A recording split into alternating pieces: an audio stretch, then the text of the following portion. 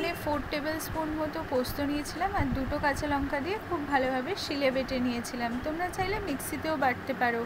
কি বলো তো, শিলে বাটা যে কোনো জিনিসের স্বাদই কিন্তু আলাদা হয়।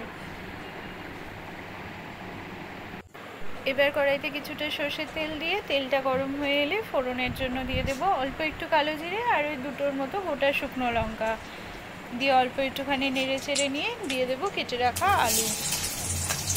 আলুগুলো কিছুক্ষণ ফ্রাই করে নেওয়ার পর ওই গোল্ডেন কালার আসা অবধি তারপর দিয়ে দেবো ঝুরি করে কেটে রাখা কিছুটা পেঁয়াজ। খুব ভালোভাবে সবটা মিশিয়ে নিয়ে আবার কিছুক্ষণ জিনিসটাকে স্টিয়ার করতে থাকবে, ফ্রাই হতে টাইম দেবে।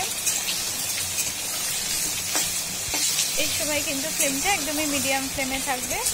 ওই 8 to 10 মিনিটস বাদে যখন পেঁয়াজটা কালার চেঞ্জ করে আসবে তখন দিয়ে দেবো কেটে রাখা ঝিঙেগুলো। আমি এখানে ঝিঙেগুলো কিউব করে কেটে নিয়েছিলাম। আমি এখানে ওই মাঝারি সাইজের 3টে থেকে 4টের মতো ঝিঙে ইউজ করেছিলাম। তোমরা তোমাদের পরিমাণ মতো ইউজ করো। ঝিঙেগুলোর সাথে আলু পেঁয়াজের মিক্সচারটা যেন খুব ভালোভাবে মিশে যায়। এই স্টেজেতে কিন্তু কিছুক্ষণ স্টিয়ার করতে হবে যতক্ষণ না ঝিঙেটা কালার চেঞ্জ হচ্ছে।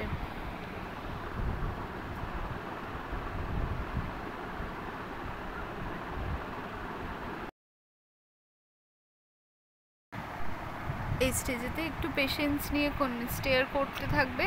গ্র্যাজুয়ালি দেখবে ঝিঙেটা কিন্তু কালারটা চেঞ্জ করছে।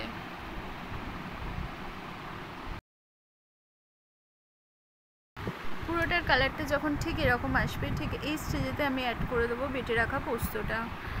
পোস্ত দিয়ে খুব ভালোভাবে পুরোটা মিশিয়ে নেবে। দেখেছো মিক্সচারটার কালারটা কত সুন্দর এসছে? এটাই কিন্তু একদম পারফেক্ট কালার। পুরোটা খুব ভালোভাবে মিশিয়ে নেওয়ার পর এবার আমি অ্যাড করে দেবো ওই 1/2 টিস্পুন মতো হলুদ গুঁড়ো আর তার সাথে স্বাদ মতো নুন দিয়ে পুরোটা খুব ভালোভাবে মিশিয়ে নেবে।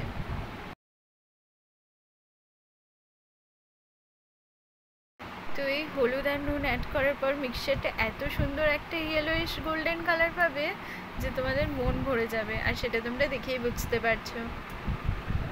ভীষণই সুন্দর লাগছে এই স্টেজে দেখতে। এবার এটাকে কিছুক্ষণ কষতে থাকতে হবে, ওই 5 to 7 মিনিটস। দেন ওই 1/2 কাপ মতো জল দিয়ে জিনিসটাকে সেদ্ধ হতে দেবে। এভাবে ঝিঙে আলু পোস্ত বানিয়ে দেখো একবার। গ্রীষ্মকালের খুব হেলদি আর টেস্টি একটা খাবার এই ঝিঙে আলু পোস্ত। আর অবশ্যই ট্রাই করো রেসিপিটা। আর এটার সাথে থাকলে সমস্ত ভাত অনায়াসেই খাওয়া হয়ে যায়।